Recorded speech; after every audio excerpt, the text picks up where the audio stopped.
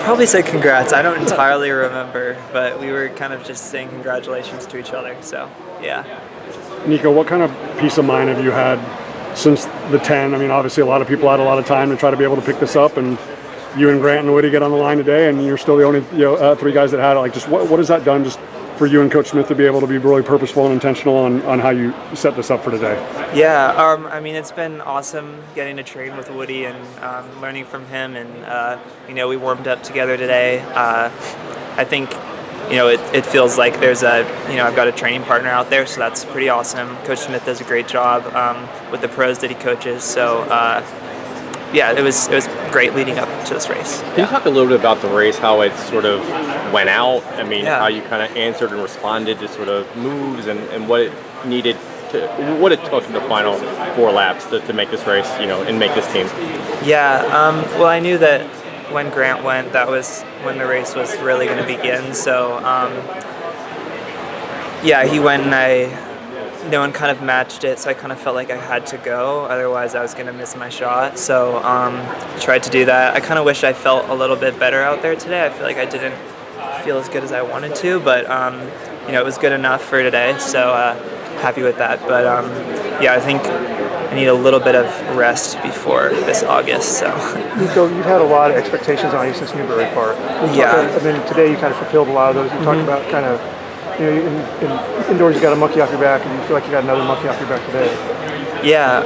I mean, there's a lot of things that I wanted to do this year. I feel like I came off last year wanting a lot more. So, winning those titles indoors and the collegiate records that I've set, and then now this has been a lot of the things that I've wanted, and I think I've kind of set myself up to, I'm doing this for me, and I get to evaluate what success looks like for me, and I feel like that's helped me manage that expectation from the outside.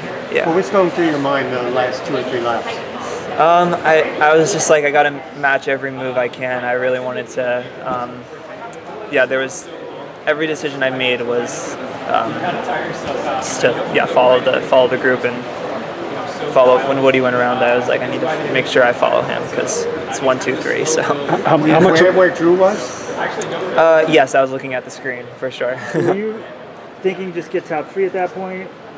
Were you aware, Chelimo also had the time? Were you thinking it was a race between 4 people, or how were you sort of viewing it? I think it's important that I viewed this race as not trying to make the team.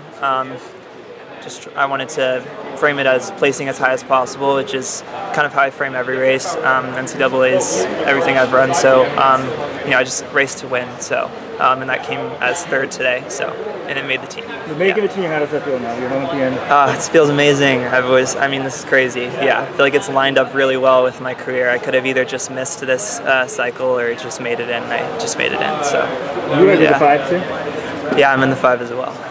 I mean, the U.S. distance running sort of, success over the last decade or so, that's pretty much been your whole life that you can probably remember running. Did you have a favorite distance runner, American distance runner growing up who's kind of been part of this generation that's been winning medals over the last 10, 15 years? I feel like I definitely in high school, I looked up to Galen a lot. I mean, he was definitely someone I was watching. I guess that was a lot of that was a little bit before I was in high school, but it was definitely a big inspiration for me. A lot of pro runners were though.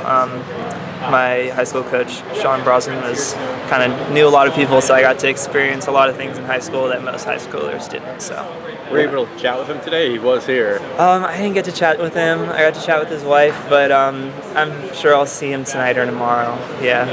Nico, you've already got the box checked off. Speaking of the Newberry legacy, how incredible would it be if Colin's able to find his way there as well? Oh, that'd be amazing. I mean, he looks great today.